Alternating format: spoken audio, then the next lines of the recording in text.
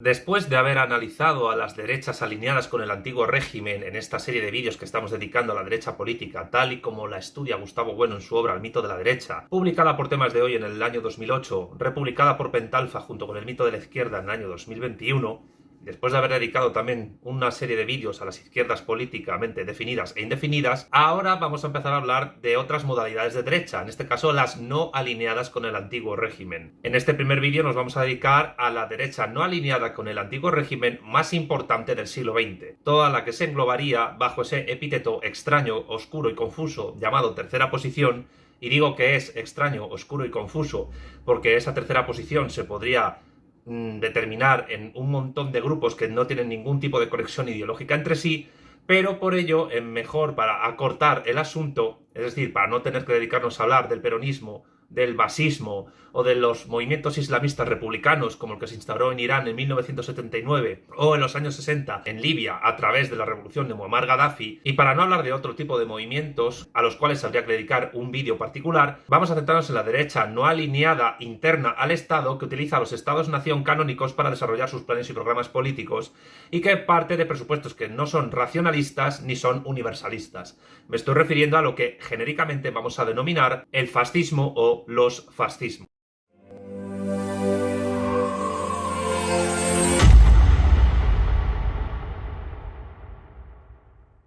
Para empezar, habría que definir qué entiende Gustavo Bueno por derecha no alineada. ¿Qué entiende Gustavo Bueno por derecha no alineada? Leo lo que dice en El mito de la derecha. Las derechas no alineadas o no tradicionales se entienden aquí por oposición a las derechas alineadas o tradicionales, tal como han quedado antes definidas: derecha reaccionaria o primaria, derecha liberal y derecha socialista. Se sobreentiende, alineadas en el proceso de transformación del antiguo régimen, proceso desencadenado por los ataques de las izquierdas que, en la medida en que se consideren como movimientos que ejercieron su actividad en ese proceso, pudieron también ser denominadas izquierdas alineadas. Tales izquierdas serían la izquierda de primera generación, jacobina, la izquierda liberal española, la izquierda anarquista, la izquierda socialdemócrata y la izquierda comunista bolchevique, aunque aquí habría que añadir la izquierda asiática, que sería la sexta generación de izquierdas políticamente definidas y que hoy día es la más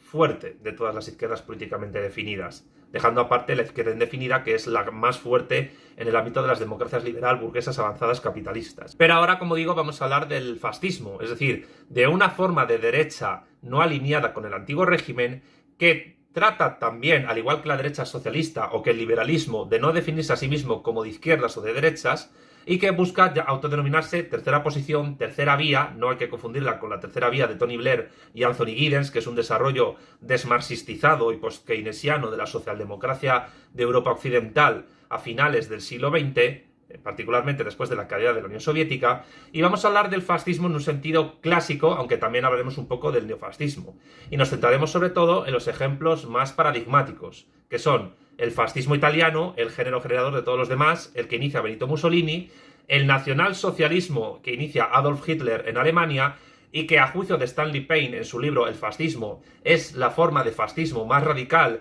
y que ha llevado su programa a los mayores máximos. Y en un menor grado pues hay otro tipo de grupos que no consiguieron ningún tipo de éxito político, que fueron engullidos por otras corrientes, como el nacionalsindicalismo en España, que inició en las juntas de ofensiva nacional sindicalista Ramiro Ledesma y Onésimo Redondo, que luego se integraron en Falange Española, en la Fe de las Jons, junto con José Antonio Primo de Rivera. Pero, como dije en el vídeo de la derecha socialista, José Antonio Primo de Rivera es un personaje histórico que, a mi juicio, oscilaría entre la derecha socialista y el fascismo, por tanto no sabría muy bien definirle en cuál de los dos campos ideológicos está. Lo que sí tengo claro es que Onésimo Redondo y Ramiro Ledesma sí podrían entrar dentro del fascismo, de esta derecha no alineada con el antiguo régimen, pero dejando claro que el Ramiro Ledesma es un caso muy particular, porque su definición de fascismo en algunas cosas dista mucho de las definiciones que da en la doctrina del fascismo Giovanni Gentile y Benito Mussolini, que es, digamos, uno de los textos fundacionales de esta ideología en Italia. Por no hablar, por supuesto, del texto fundacional y fundamental del nacionalsocialismo en Alemania, que es el Mein Kampf de Adolfo Hitler. La cuestión que tiene que quedar clara es que, a juicio de Gustavo Bueno, y para sintetizar,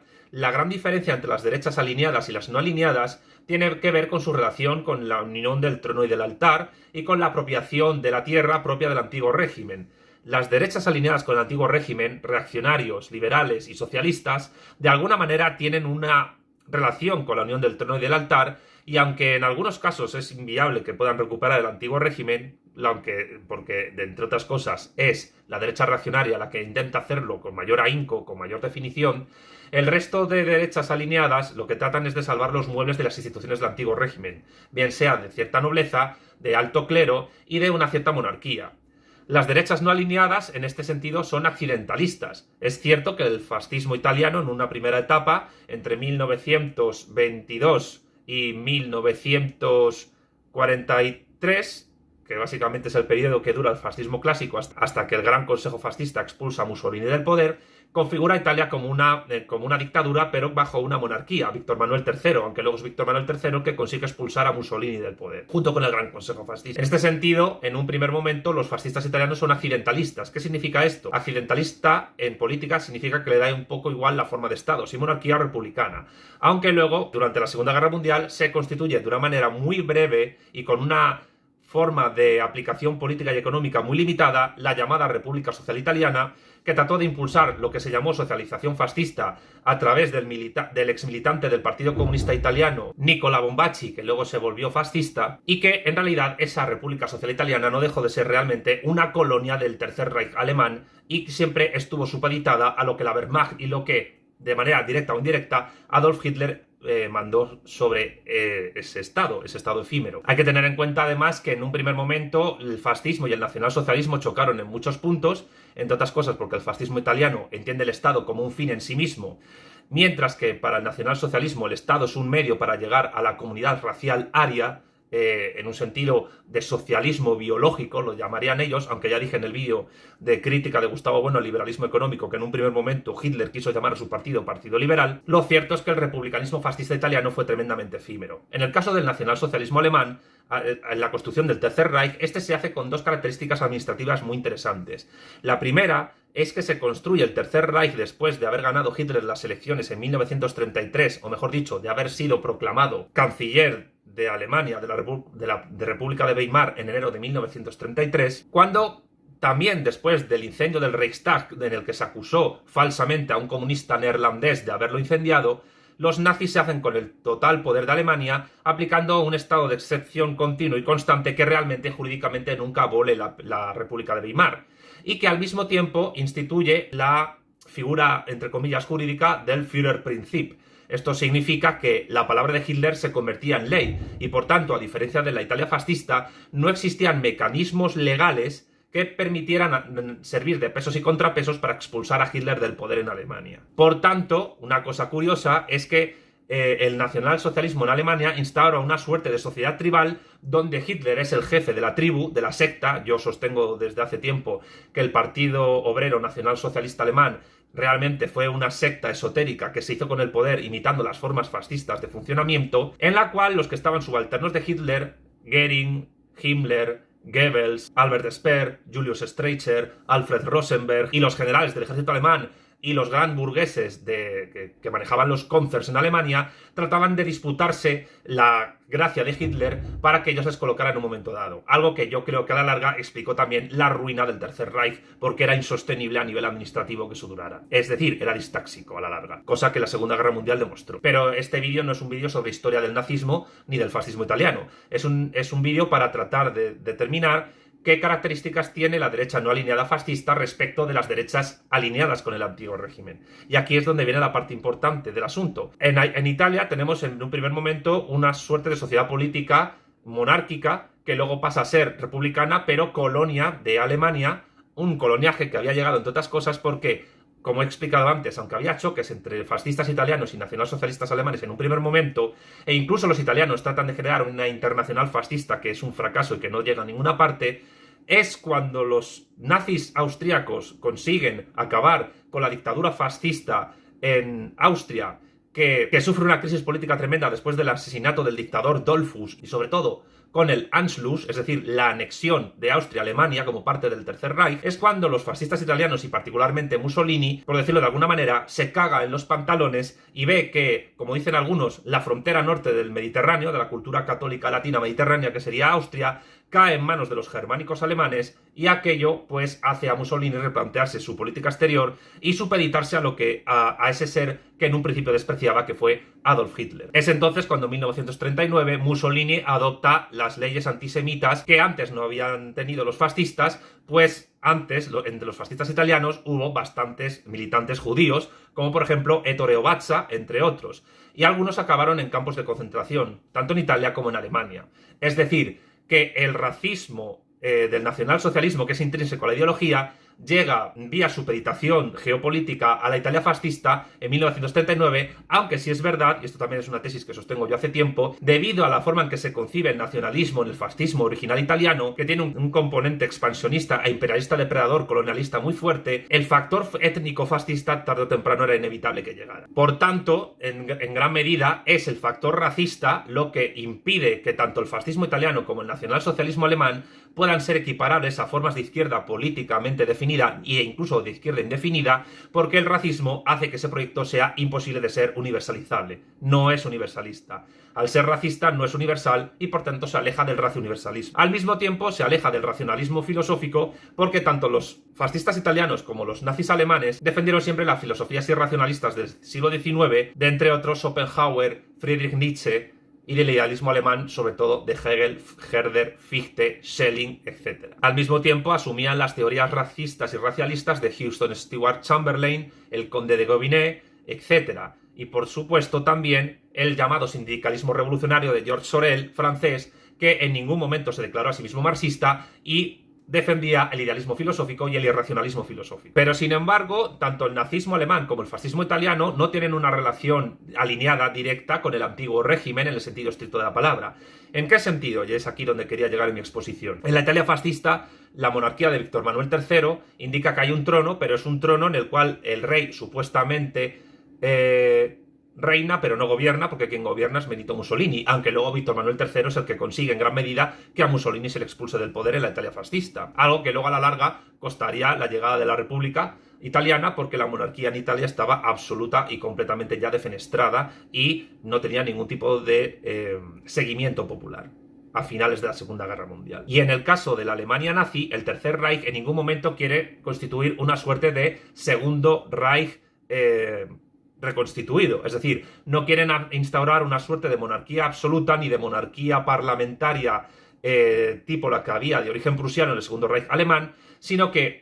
Hitler en ningún momento quiere que haya un Kaiser. Él es el Führer, ein Volk, ein Reich, ein Führer, un pueblo, un imperio, un guía. Y por tanto, él se concibe a sí mismo como una figura superior al Kaiser o cualquier tipo de canciller, porque él es tanto Kaiser como canciller. Kaiser, canciller, líder de las Fuerzas Armadas, líder del Partido Obrero Nacional Socialista Alemán, Hitler es todo y es considerado en Alemania una suerte de dios o de gurú político, espiritual y racial del pueblo alemán. Y esto es lo que les aleja del antiguo régimen. ¿Por qué? Porque en la Alemania nazi y en la Italia fascista, la unión del trono y el altar, en el sentido del antiguo régimen, nunca se produce e incluso ambos movimientos se posicionan en contra de la unión del trono y el altar. En el caso italiano, además, de una manera singular, cuando Mussolini consigue, también para calmar a la Iglesia Católica en Italia, firmar los pactos de Letrán, y es gracias a los pactos de Letrán como surge el Estado de la Santa Sede de la Ciudad del Vaticano, que es un Estado independiente y soberano aparte de Italia, aunque esté dentro de las fronteras italianas, pero tiene sus propias fronteras. Y esto también hay que tenerlo en cuenta porque el propio Mussolini, que fue antes de que generara el fascismo un militante de la socialdemocracia italiana,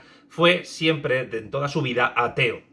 Nunca creyó en Dios. Mientras que Hitler, que a nivel religioso tenía una base católica, al igual que Himmler, sin embargo evolucionaría, a mi juicio, a una suerte de deísmo cercano al neopaganismo, que entendía que había que recuperar los mitos germánicos y pangermánicos religiosos del pasado para instaurar en Alemania una nueva suerte de religión, porque el nacionalsocialismo se concibe a sí mismo como una suerte de religión. Y esto también es importante tenerlo en cuenta porque el componente esotérico del nacionalsocialismo en Alemania fue tremendamente fuerte. Es decir, el nacionalsocialismo alemán, el Partido Obrero Alemán primero y el Partido Obrero Nacionalsocialista Alemán después, beben mucho de las ideas de instituciones esotéricas y racistas como la Sociedad Thule, que enarbolaban una suerte de arianismo y pangermanismo que entendía que la raza aria descendía de la Atlántida y por eso mandó Hitler a buscar los orígenes de los grupos indoeuropeos que venían de la Atlántida, tanto en Europa como en Asia, incluso hasta el punto de que llegó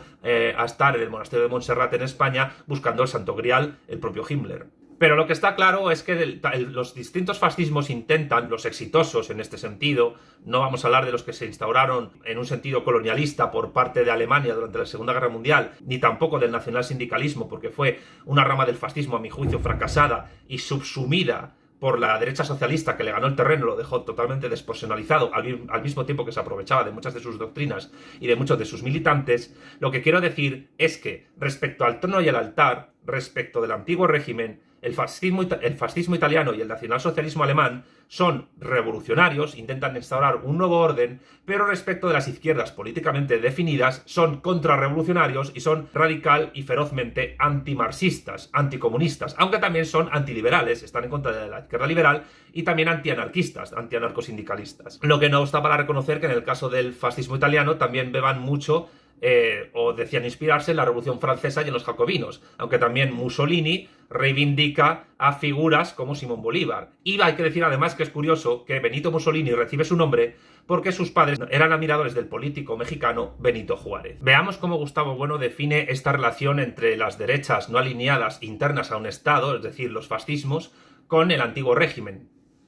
El fascismo italiano de Mussolini, dice Gustavo Bueno, o el nacionalsocialismo de Hitler, por ejemplo, suelen ser considerados sin más como movimientos de derecha, incluso de extrema derecha. Sin embargo, y sin perjuicio de reconocer importantes analogías con la derecha tradicional, principalmente con la que llamamos derecha socialista, no habría por qué considerarlas como derechas alineadas tradicionales, sino como derechas no alineadas. Y esto no por una mera decisión taxonómica subjetiva, sino en la medida en que pueda determinarse que el fascismo italiano, por ejemplo, mantiene con las izquierdas tradicionales relaciones muy distintas de las que mantiene con ellas la derecha tradicional, incluso la derecha socialista tradicional. Tan distintas que también el fascismo podría ser, por analogía, considerado como un movimiento de izquierda, porque en realidad a la vez es derecha e izquierda en sentido tradicional, en la medida en que presenta analogías significativas con ambas. Si lo consideramos aquí de derechas es porque estamos subrayando sus analogías con la derecha tradicional, puesto que estamos en una obra dedicada a la derecha. En consecuencia, no veremos al fascismo italiano como una pulsación más de las derechas tradicionales, de las que conservaban todavía la impronta familiar del antiguo régimen a una distancia de más de un siglo de él. Veríamos al fascismo como algo nuevo, que no constituye sin más una mera versión de la derecha de siempre. Tiene características totalmente nuevas, que proceden además de fuentes distintas de las que pudo heredar de la derecha tradicional.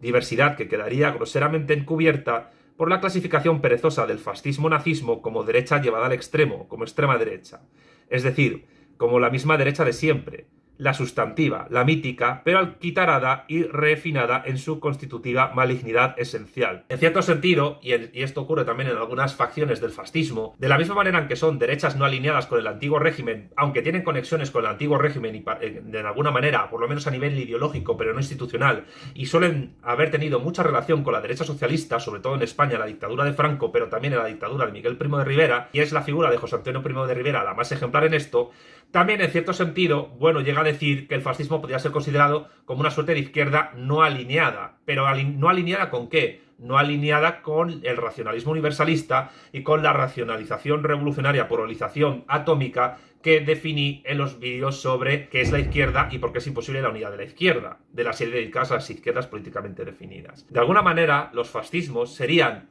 entre comillas, de una izquierda no alineada con las izquierdas definidas respecto del antiguo régimen, pero de derechas no alineadas con el antiguo régimen respecto del antiguo régimen, pero también respecto de las izquierdas políticamente definidas. Y esto evidentemente es un lío, pero cuando encontramos dentro del fascismo ramas más izquierdistas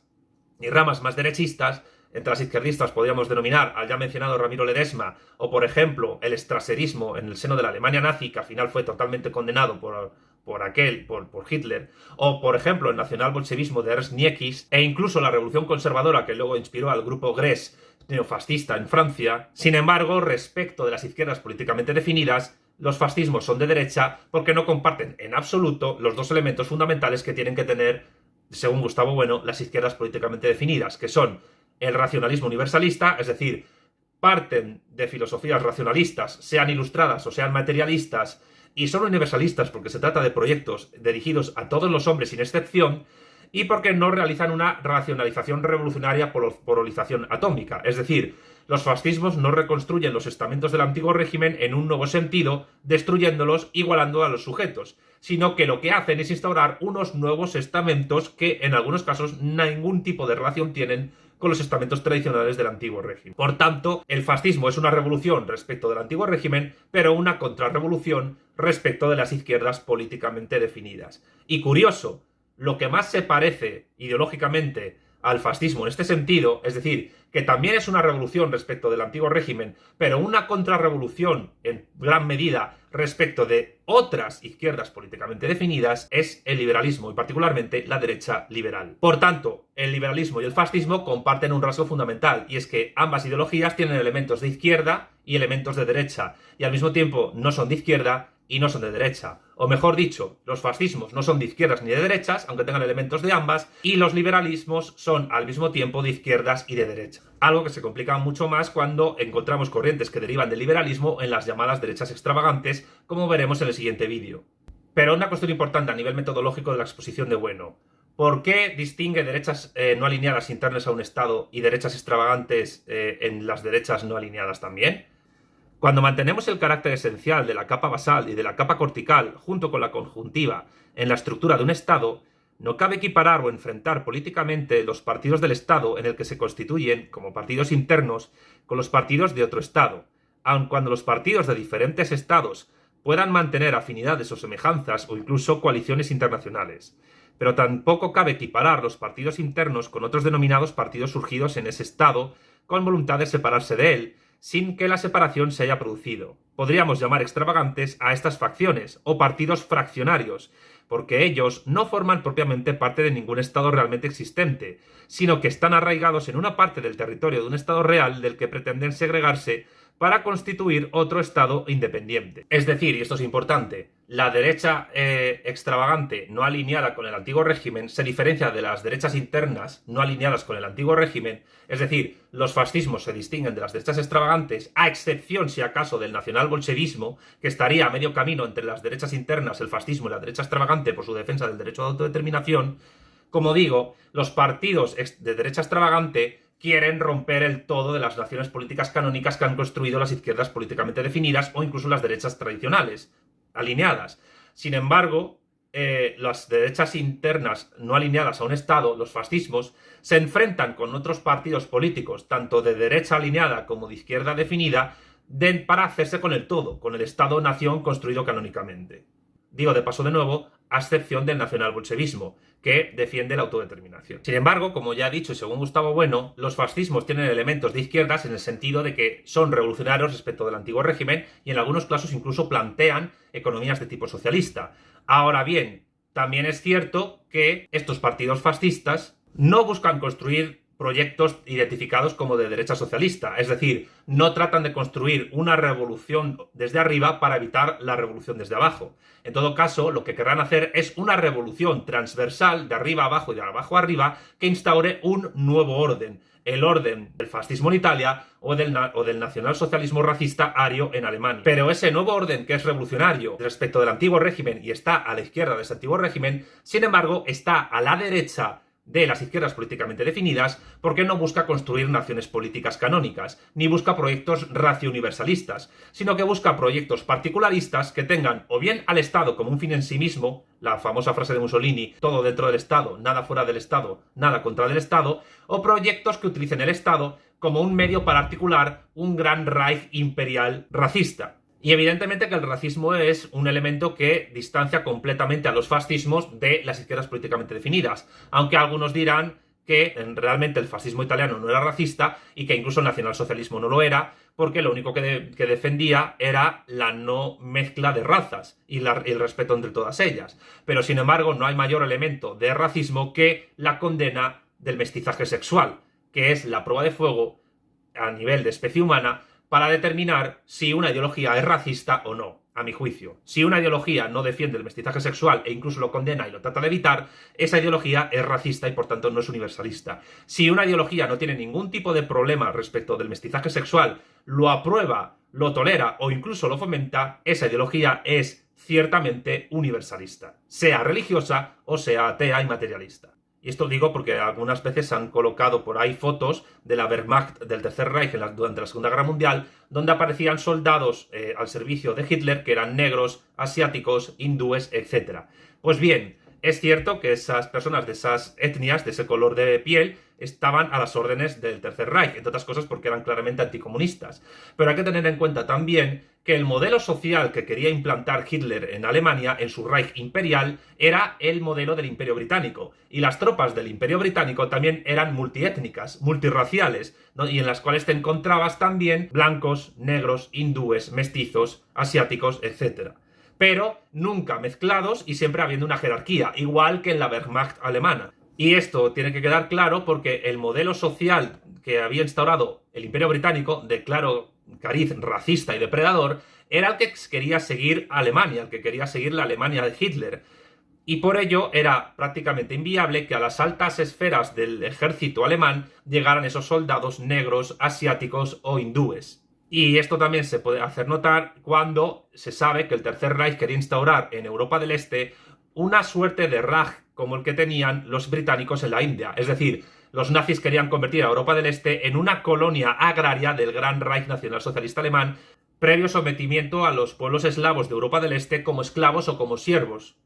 Les querían someter a la servidumbre. Y esa infravaloración que tuvieron los nazis con respecto de los eslavos, que en gran medida se basaba en su racismo y en sus creencias irracionales en la astrología a la hora de determinar el destino de muchos movimientos militares, tanto Hitler como Himmler consultaban astrólogos para llevar a cabo determinados movimientos militares, algo que dice mucho de su irracionalismo y que lo hace incompatible con las izquierdas políticamente definidas. Pues bien, fueron precisamente esos pueblos eslavos y particularmente el pueblo de la Unión Soviética y el glorioso Ejército Rojo el que liberó a Europa del Este de la barbarie del nacionalsocialismo y llegó a Berlín y puso la bandera roja en el Reichstag. Por suerte, y gracias a eso estamos aquí. Además hay que recordar que Hitler era un gran admirador de los anglosajones del Imperio Británico y entendía que el mundo tenía que ser repartido por una potencia talasocrática, el Imperio Británico, marítima, y una potencia telurocrática terrestre, que era el Imperio Alemán nazi. Claro que lo que nunca tuvo en cuenta Hitler es que los británicos desde siempre han defendido como política exterior, como máxima de su política exterior, que nunca ninguna potencia fuese hegemónica en la Europa continental. Y Churchill no fue la excepción geopolítica en este aspecto. La cuestión es que no se puede identificar al fascismo ni al nacionalsocialismo con las izquierdas políticamente definidas al uso que hemos explicado en este canal, por mucho que se opusieran al antiguo régimen situándose a la izquierda del antiguo régimen. Situarte a la izquierda del antiguo régimen no implica que seas de izquierdas, y esto también se va a entender con respecto a las derechas extravagantes, que también están situadas a la izquierda del antiguo régimen, aunque conservan muchas ideas de corrientes filosóficas y teóricas del antiguo régimen e incluso a nivel sociológico las han transformado, pero están a la derecha de las izquierdas políticamente definidas también. Eso es un rasgo que tienen en común los fascismos y las derechas extravagantes. Insisto, están a la izquierda del antiguo régimen, pero están a la derecha de las izquierdas políticamente definidas. Y eso no convierte ni al fascismo ni a las derechas extravagantes en izquierda política, que es algo que suelen hacer muchos liberales porque supuestamente el fascismo es también intervencionista y socialista. En conclusión, el fascismo o los distintos fascismos que fueron política y militarmente derrotados en la Segunda Guerra Mundial, por fortuna, añado yo, fueron movimientos que respecto de las derechas tradicionales estaban en contra de ellos y se podían situar en gran medida a la izquierda de esa derecha tradicional. Es decir, el fascismo y el nacionalsocialismo estarían a la izquierda de la derecha reaccionaria, a la izquierda de la derecha liberal y a la izquierda de la derecha socialista, porque el fascismo y el nacionalsocialismo no buscan reconstruir el antiguo régimen, ni tienen por qué buscar la unión del trono y el altar, sino que lo que buscan es instaurar un orden nuevo basado en filosofías irracionalistas que es verdad que en muchos casos tienen una profunda relación con determinadas corrientes filosóficas del antiguo régimen, pero que realmente se empezaron a conformar en la edad contemporánea, particularmente en el siglo XIX, como ya las he señalado antes. Particularmente el romanticismo alemán, las teorías eugenésicas, el sindicalismo revolucionario, irracionalista e idealista de George Sorel, y las teorías racistas del conde de Gobiná, Houston Stewart Chamberlain, y determinadas teorías procolonialistas y defensoras del darwinismo social en el Imperio Británico. Al mismo tiempo que beben de muchas vanguardias artísticas, como ocurre en el caso italiano con el futurismo. Pero al mismo tiempo, los fascismos y los nacionalsocialismos son de derecha respecto de las izquierdas políticamente definidas. Es decir, el fascismo italiano, el nacionalsocialismo alemán, el nacionalbolchevismo alemán-ruso de Niekiz, Dugin, Limono, y al mismo tiempo el nacionalsindicalismo español de Ramiro Ledesma y Onésimo Redondo y José Antonio Primo de Rivera, como otras corrientes como la Guardia de Hierro en Rumanía de Corneliu Cedrea Codreanu, el integralismo brasileño y portugués, la Unión Británica de Fascistas de Oswald Mosley, el rexismo de León de Grell en Bélgica, la Ustacha en Croacia, o el nacionalismo japonés radical de figuras como el político Hideki Toyo o el literato Yukio Mishima, por no hablar incluso de grupos como el Ku Klux Klan, que es anterior en varias décadas al nacimiento del fascismo, pero que en muchas ocasiones tiene grandes relaciones con él, son todos ellos movimientos que están a la derecha de jacobinos, de izquierda liberal, de anarcosindicalistas, de socialdemócratas, de comunistas y de maoístas. Y están a la derecha de las izquierdas políticamente definidas porque sus proyectos no son ni racio-universalistas ni buscan destruir los estamentos del antiguo régimen para instaurar una organización de tipo atómico racionalista, sino que buscan destruir los estamentos del antiguo régimen o reconfigurarlos para generar unos nuevos estamentos, bien de tipo corporativo en el caso italiano, bien de tipo corporativo biologicista racista en el caso alemán. El fascismo fue responsable, además, y por eso tiene tan mala prensa en la actualidad y se ha convertido en un insulto, fue el responsable de la Segunda Guerra Mundial en gran medida y también brazo ejecutor de algunos de los mayores genocidios de la historia. Sin embargo, todavía existen grupos que enarbolan la bandera del fascismo. Son los llamados grupos neonazis o neofascistas, como pueda ser en Italia la Casa Pound o en España el fracasado Hogar Social Madrid, que era una suerte de remedo de Casa Pound. Y si acaso, si el fascismo y el nacionalsocialismo y los neofascismos y neonazismos actuales tienen algún tipo de conexión con filosofías o con momentos del antiguo régimen, tiene que ver con, en todo caso, con algún tipo de nostalgia de imperios fenecidos que quieren reconstruir, pero nunca tal y como eran, sino en un sentido colonial y con un tipo de instituciones muy diferentes. Mussolini defendió reconstruir el Imperio Romano, pero la Italia fascista jamás se pareció al Imperio Romano. Los nacionalsindicalistas españoles querían reconstruir el Imperio Español, pero se quedaron en nada, y aparte que siempre querían reconstruirlo en un sentido moderno colonialista, siendo España el centro de ese imperio, algo totalmente inviable en el siglo XX ni en el siglo XXI, no digamos ya en el siglo XIX. Y el nacionalsocialismo alemán, en todo caso, sería el más radical y novedoso de todos ellos, porque más que reconstruir imperios fenecidos, lo que quería era construir una nueva forma de sociedad política que conectara con el supuesto poder que tenían antaño el primer y el segundo Reich, el de Federico II de Prusia el Grande y el de Otto von Bismarck y el Kaiser Guillermo I, pero también con el supuesto poder que tuvieron los pueblos germánicos que nunca fueron romanizados y que fueron enarbolados por los nazis como una sociedad de seres superpoderosos. Hasta el punto que incluso el famoso saludo romano, que luego tomaron los fascistas para sí, los nazis afirmaban que no tenía origen romano sino origen germánico, algo que es indemostrable. En conclusión, aunque las derechas no alineadas con el antiguo régimen, internas a un Estado, como son las fascistas y nacionalsocialistas, se sitúan a la izquierda de las derechas tradicionales y en muchos casos se enfrentan a ellas, aunque en otros colaboran con ellas, como ya ocurre en la mencionada colaboración entre nacionalsindicalismo y derecha socialista en España, sin embargo, están a la derecha de las izquierdas políticamente definidas, de todas las izquierdas políticamente definidas, y por ello las izquierdas políticamente definidas son enemigas del fascismo y del nacionalsocialismo. Y por tanto, jacobinos, liberales, anarquistas, socialdemócratas, comunistas y maoístas son en esencia, y aquí afirmamos esencia en un sentido materialista como aquello que hace que una cosa sea lo que es en distintos contextos espaciotemporales, en esencia todas las izquierdas políticamente definidas son, por definición, antifascistas y antirracistas. Pues bien, este ha sido el vídeo sobre el fascismo y el nacionalsocialismo, las derechas no alineadas con el antiguo régimen internas a un Estado según Gustavo Bueno y tal y como las explica en el mito de la derecha. El siguiente vídeo tratará sobre las derechas extravagantes que, al igual que el fascismo y el nacionalsocialismo, son de izquierdas respecto del antiguo régimen, pero son de derechas respecto a las izquierdas definidas, pero en un sentido distinto a como lo son el fascismo y el nacionalsocialismo. Como siempre, gracias a los que ven el canal, cada vez sois más y estoy cada vez más contento con esta aluvión de gente que ve mis vídeos. Dejen sus comentarios en la caja para que el algoritmo me quiera un poquito Y, por supuesto, también gracias a los Patreon que hacen que este proyecto sea posible y que es tan suyo como mío. Griegos, romanos e hispanos, sin más, les mando un afectuoso saludo antifascista y antinazi y hasta la próxima. Un saludo a todos.